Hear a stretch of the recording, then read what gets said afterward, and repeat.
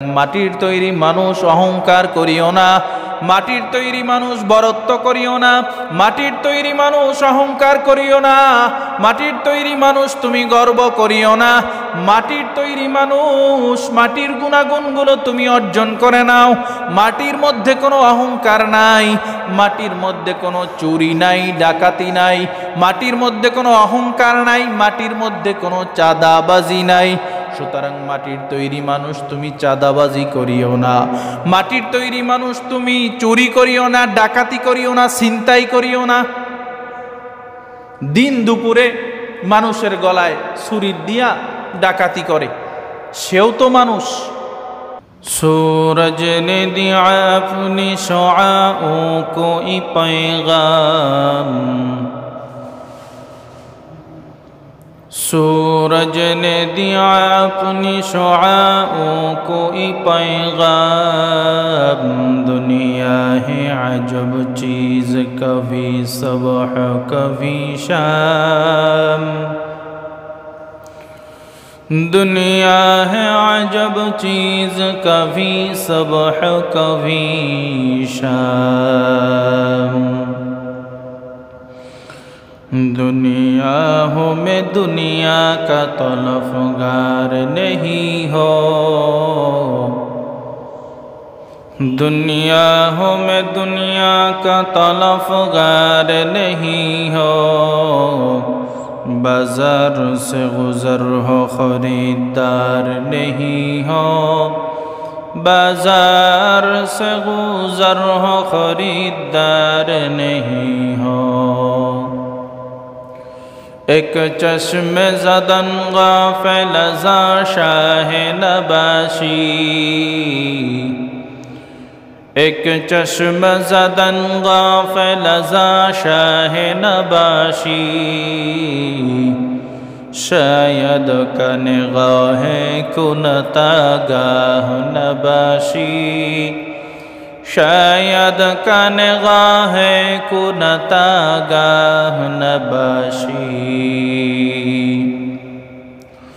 उल्फत में बराबर के वफा हो के जफा हो, उल्फत में बराबर के वफा हो के जफा हो।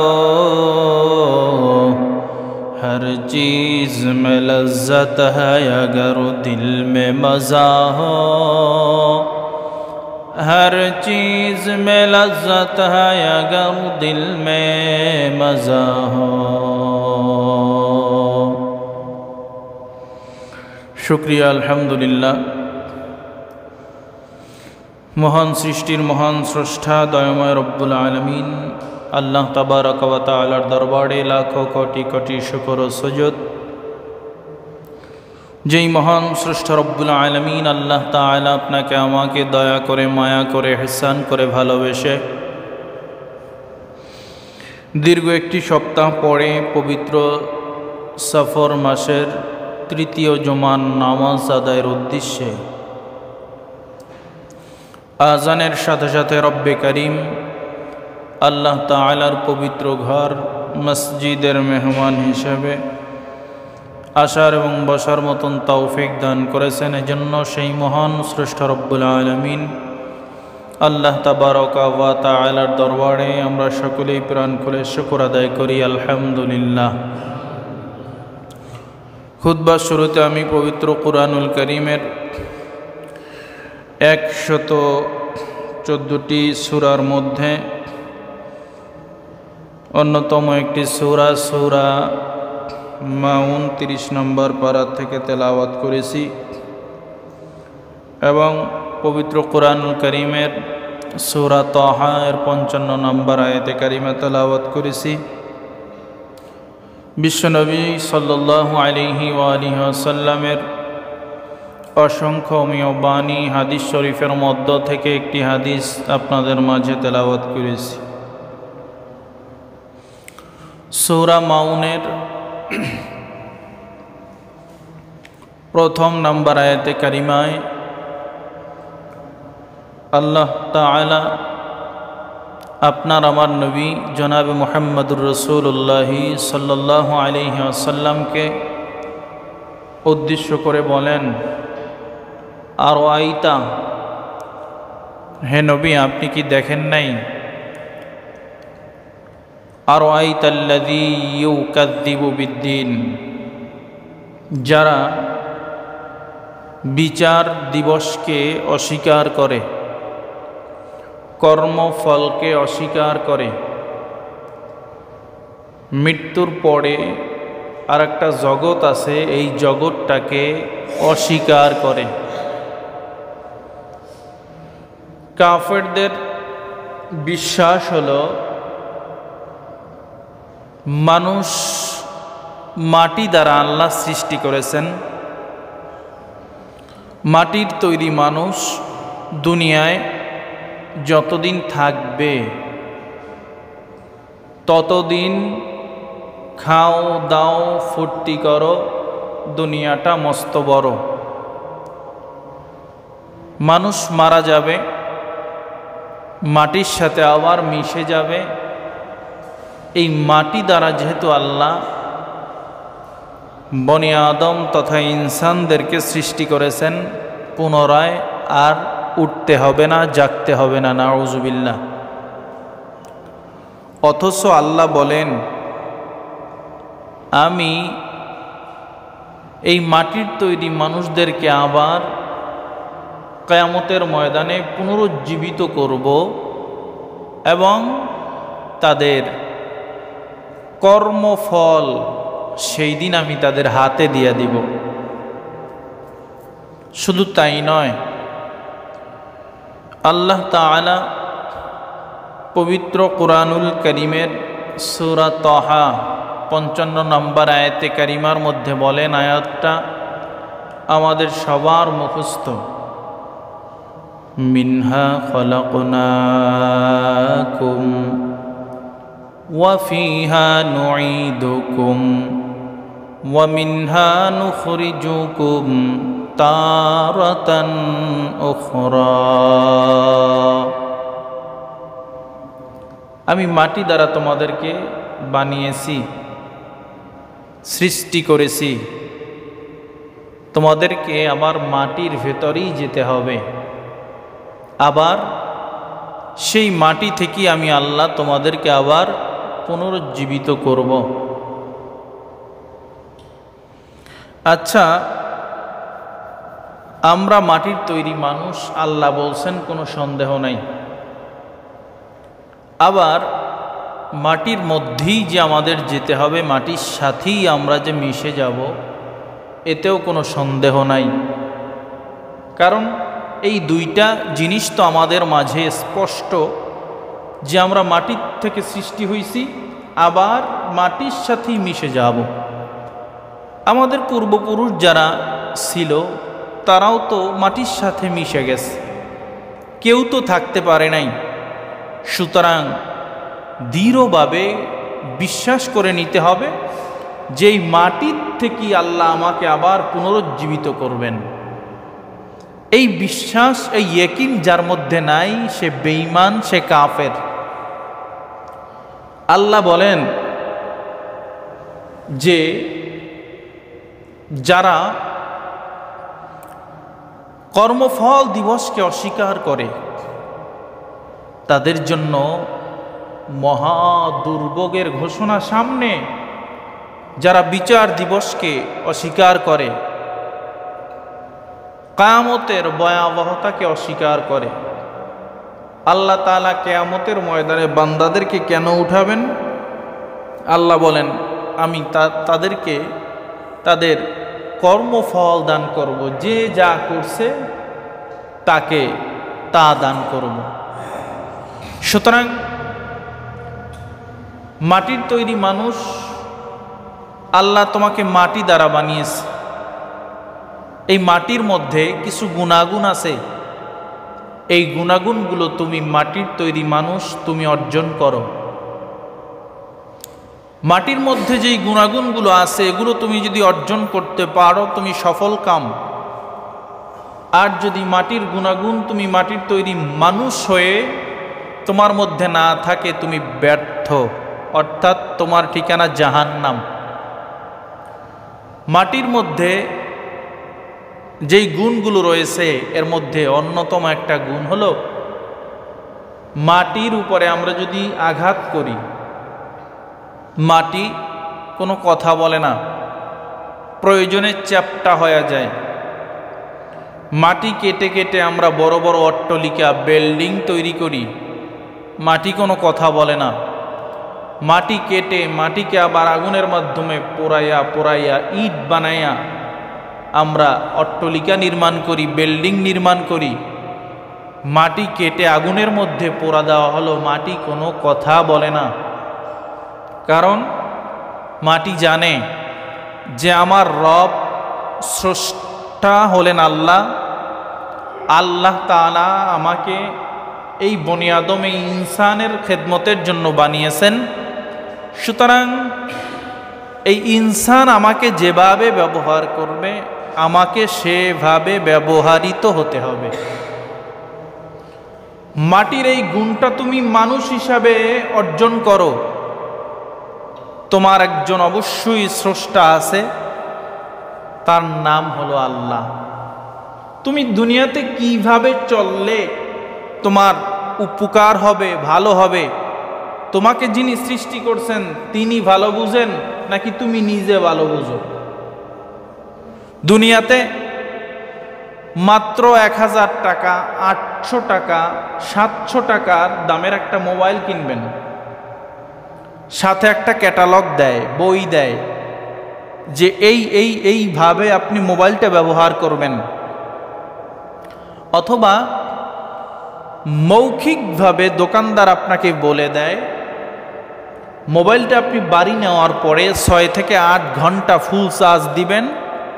ফুল চার্জ দিলে আপনার ব্যাটারিটায় লাস্টিং ভালো করবে, চার্জিং ভালো থাকবে, ভালো হবে। চার্জ শেষ হওয়ার পরে আবার চার্জ দিবেন, ব্যাটারিতে বয়স পাবে। আপনি সেই অনুযায়ী চলেন, মোবাইলের ক্যাটালগ অনুযায়ী চলেন। কেন? কারণ মোবাইলটা যিনি তৈরি করছেন তার থেকে আপনি ভালো জানেন না। একটা ফ্রিজ কিনবেন, টেলিভিশন কিনবেন, একটা রাইস কুকার কিনবেন, ওয়াশিং মেশিন কিনবেন, এসি কিনবেন, ফ্যান কিনবেন, সব জিনিসের সাথে একটা বই থাকে, ক্যাটালগ থাকে। এভাবে চালালে ভালো হবে। আপনাকে আমার আল্লাহ, আমাকে আমার আল্লাহ সৃষ্টি করার পর একটা ক্যাটালগ দিছেন যুগে যুগে। আপনার দুনিয়াতে চলাফেরার জন্য বর্তমানে আখিরি জমানার পয়গম্বর জনাবে মুহাম্মদুর রাসূলুল্লাহি সাল্লাল্লাহু আলাইহি ওয়াসাল্লামের উপরে একটা কিতাব দান করছেন, যেটার নাম হলো আল কোরআন। এই কোরআন অনুযায়ী চললে আপনার জীবন ভালো চলবে। কোরআনের বাহিরে চলবেন, জীবন ভালো চলবে না। কোটি টাকার মালিক হতে পারেন, কোরআন সুন্নাহর বাহিরে চলাফেরা করে কোটি টাকার মালিক হতে পারেন, শান্তি নাই, ঘুম নাই, টেনশন। কোরআন সুন্নাহ অনুযায়ী যারা চলবে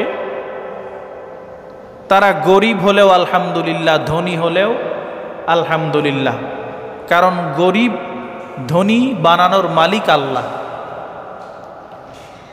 আপনি আমি রিজিকের সন্ধানে ব্যস্ত, রিজিক কামাই করার জন্য আল্লাহর হুকুম নামাজ পড়ার সুযোগ পাই না, সময় পাই না।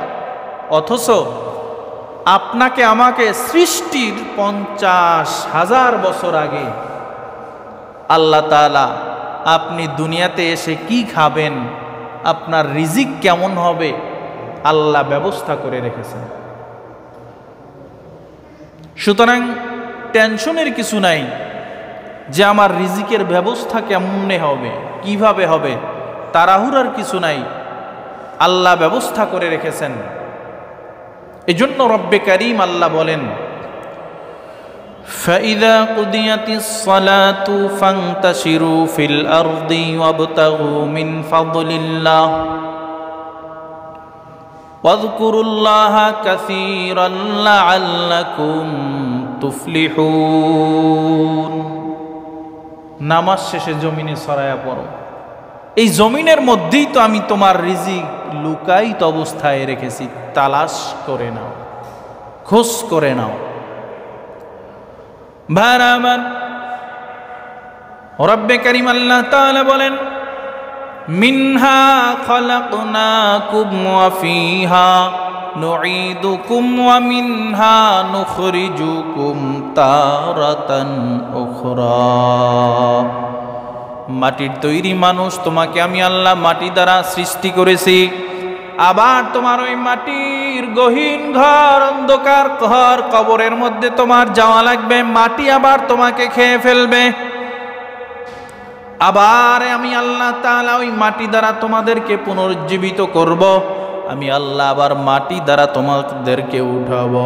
সুতরাং মাটির তৈরি মানুষ অহংকার করিও না, মাটির তৈরি মানুষ বরত্ব করিও না, মাটির তৈরি মানুষ অহংকার করিও না, মাটির তৈরি মানুষ তুমি গর্ব করিও না।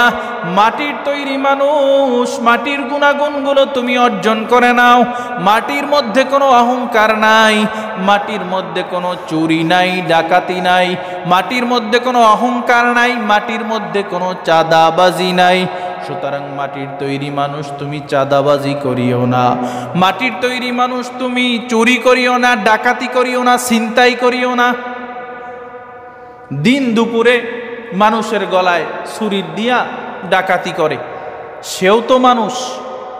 আচ্ছা, আমরা তো সবাই মানুষ, এক মাটি দ্বারা সৃষ্টি। আমাদের সবার আব্বার নাম আদম আলাইহিস সালাতু ওয়াসসালাম, সবার আম্মার নাম মা হাওয়া আলাইহাস সালাতু ওয়াসসালাম। সব এই জগতের মধ্যে আমরা আমাদের আদি পিতা পয়গম্বর আদম, আদি মাতা হাওয়া আলাইহাস সালাতু ওয়াসসালাম। কিন্তু এই মানুষের মধ্যে থেকে মানুষের ভয়ে রাতের বেলা ঘরের দরজায় তালা দিয়ে ঘুমাই। একটা গাড়ি গ্যারেজের মধ্যে আছে, মানুষের ভয়ে আমরা তালাবদ্ধ করে সুন্দরভাবে আটকায়া ঘুমাই। মানুষের ভয়ে আমরা সেফলি চলাফেরার চেষ্টা করি।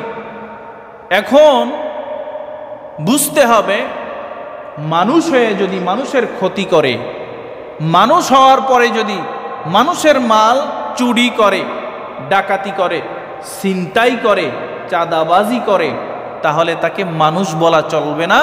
কারণ মানুষ তো স্বাভাবিকভাবে ভয় করে পশুকে, পাগলা কুকুরকে, বাঘকে, জংলার হিংস্র প্রাণীকে। যদি মানুষ হয়ে মানুষের ভয়ে তালাবদ্ধ হয়ে ঘুমানো প্রয়োজন হয়, মানুষের মালামাল তালাবদ্ধ করেও রাখা সম্ভব না হয়, যারা এই সমস্ত কাজকর্মগুলো করবে তারা বোঝা গেল মানুষ না। আল্লাহ বলেন, উলাইকা কাল আনআমি বাল হুম আদাল, এরা চতুষ্পদ জন্তু জানোয়ারের থেকেও খারাপ। সুতরাং মাটির মধ্যে কোনো অহংকার নাই যে আমি কোটি টাকার মালিক হইছি, আমার অনেক সম্পদ। আরো একটা আশ্চর্যের বিষয় হলো, মানুষের যে টাকা পয়সা আছে না, জায়গা জমি, বড় বড় বিল্ডিং, ঢাকায় অমুকের 10টা বাড়ি আছে, 20টা বাড়ি আছে, এই যে মাল সম্পদগুলো, এগুলো হলো সম্পদের একটা স্তর। মানুষের ইলেম, জ্ঞান সব থেকে বড় সম্পদ, জ্ঞান সব থেকে বড় সম্পদ। আপনার অনেক টাকা পয়সা আছে, জ্ঞান নাই, আপনি পাগল, এই সম্পদের দাম আছে।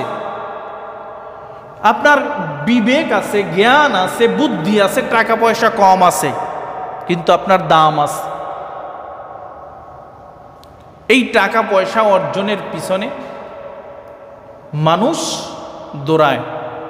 নবী বলেন যে যারা সম্পদের পিছনে দৌড়ায়, অর্থের পিছনে দৌড়ায়, এরা হলো দুনিয়ার কুকুর। কারণ কুকুর শুধু তালাশ করে মরা, পচা, গান্দা, মরক কোথায় পাওয়া যায়। তবে হালাল উপায়ে তুমি যে সম্পদ অর্জন করবা না এমনটা না, হালাল উপায়ে অর্জন করবা। যদি হালাল উপায়ে অর্জন করো তুমি মানুষ, আর যদি হারাম উপায়ে সম্পদ অর্জন করো মানুষ না, বরং পশুর থেকেও খারাপ। রব্বে কারীম আল্লাহ তাআলা বলেন, আরাআইতাল্লাযী ইউকাযযিবু বিদ্দীন, হে নবী আপনি কি দেখেন নাই যারা কিয়ামতের দিবসকে অস্বীকার করে, কর্মফল দিবসকে অস্বীকার করে। কিয়ামতের ময়দানে আল্লাহর সামনে উঠতে হবে, এই কথাকে যারা বিশ্বাস করে না, এরকমের একদল মানুষ কি আপনি দেখেন নাই। ফাযালিকাল্লাযী ইয়াদউল ইয়াতীম, এবং আরো একদল মানুষ কি দেখেন নাই যারা এতিমকে ঘাড় ধাক্কা দিয়ে বের করে দেয়, এতিমের সম্পদ নিজে আত্মসাৎ করে। অনেকের বড় ভাই অথবা ছোট ভাই মারা গেছে, ছোট বাচ্চা রেখে, ভাইয়ের সম্পত্তি ওই বাচ্চা বালেগ হওয়ার আগ পর্যন্ত দায়িত্ব হলো অভিভাবক হিসাবে তার ভাই, তার বোন যে থাকবে, সে বড় হওয়ার আগ পর্যন্ত ওই এতিমকে সে লালন পালন করবে। বড় হওয়ার সাথে সাথে এই সম্পদকে, যার প্রাপ্য সম্পদ, তাকে বুঝিয়ে দিবে। নবী বলেন যে আমিও এতিম ছিলাম, কিয়ামতের ময়দানে আল্লাহ তাআলার বিচার ব্যবস্থার ফয়সালা হওয়ার পরে এতিমের যিনি লালন পালন করবেন, দায়িত্ব নেবেন, অভিভাবক হিসাবে থাকবেন, তিনি আর আমি এভাবে পাশাপাশি জান্নাতে থাকব। দুইটা আঙ্গুল দেখায় বলেন, তিনি আর আমি, এতিমের অভিভাবক আর আমি পাশাপাশি জান্নাতে থাকব। আল্লাহ বলেন, ফাযালিকাল্লাযী ইয়াদউল ইয়াতীম, যারা এতিমের মাল সম্পদকে ধ্বংস করে দেয়, এতিমকে ঘাড় ধাক্কা দিয়ে বের করে দেয়। ওয়ালা ইয়াহুদ্দু আলা তুআমিল মিসকিন, যারা গরীব অসহায় দুঃখীদেরকে খাবার দেয় না, মিসকিনদেরকে খাবার দেয় না। এরকম একদল মানুষ কি আপনি দেখেন নাই যারা কিয়ামতের দিবসকে অস্বীকার করে, কর্মফল দিবসকে অস্বীকার করে, যারা ইয়েতিমকে ঘাড় ধাক্কা দিয়ে বের করে দেয়, যারা মিসকিনকে খাবার দেয় না। নবী বলেন আল্লাহ তাআলা কিয়ামতের ময়দানে এক বান্দাকে ডাকবেন। এক বান্দাকে ডাকার পর আল্লাহ তাআলা ওই বান্দাকে প্রশ্ন করবেন, এ বান্দা, দুনিয়াতে আমি তো তোর সামনে গিয়া খাবার চেয়েছিলাম, তুই তো আমাকে এক টুকরা খাবার দাও নাই, এক প্লেট খাবার দাও নাই, এক মুঠো খাবার দাও নাই। বান্দা ডাক দিয়া বলবে, আল্লাহ আপনি তো আমাদের রিজিকের মালিক ছিলেন, আপনি যদি আমার কাছে যাইতেন আমি খাবার না দিয়া পারতাম না, কিন্তু আপনি তো দুনিয়াতে আমার সামনে গিয়া কখনো আপনি খাবার চান নাই, কখনো খাবার আপনি গ্রহণ করার জন্য আমার কাছে গিয়া বলেন নাই। আল্লাহ তাআলা তখন জবাব দিবে, তোর কাছে অমুক দিন অমুক এক মিসকিন ফকির গিয়া খাবার চেয়েছিল, কিন্তু তুই ওই মিসকিন অসহায় ওই গরিব মানুষটাকে তাড়ায়া দিয়েছো, তাকে খাবার দাও নাই। ওই মিসকিনকে তুই যদি খাবার দিতি, ওই মিসকিন যদি খাবার গ্রহণ করত, ওই অসহায় মানুষটা যদি খাবার গ্রহণ করত, তাহলে আমি আল্লাহকে খাবার খাওয়ানো হয়ে যেত। এজন্য কিয়ামতের দিবসকে অস্বীকার করা যাবে না। আমানতু বিল্লাহি ওয়া মালাইকাতিহি ওয়া কুতুবিহি ওয়া রুসুলিহি ওয়াল ইয়াউমিল আখিরি ওয়াল কদরি ওয়াল ইয়াউমিল আখিরি, আখিরাতের দিবসের উপরে ঈমান আনয়ন করা লাগবে, বিচার দিবসের উপরে ঈমান আনয়ন করা লাগবে। কিয়ামতের ওই কঠিন ময়দানে আল্লাহ তাআলা আপনার আমার আমলনামাগুলোকে হাতে দিয়া বলবেন, ইকরা কিতাবাকা কাফা বিনাফসিকাল ইয়াউমা আলাইকা হাসিবা।